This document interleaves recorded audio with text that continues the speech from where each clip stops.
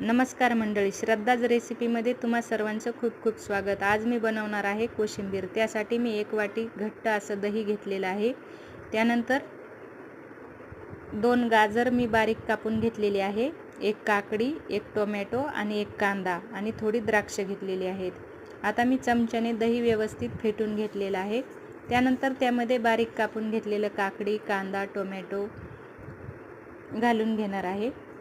त्यानंतर त्यामध्ये टाकणार आहे द्राक्ष आणि थोडीशी साखर चवीपुरती आणि मीठ टाकणार आहे।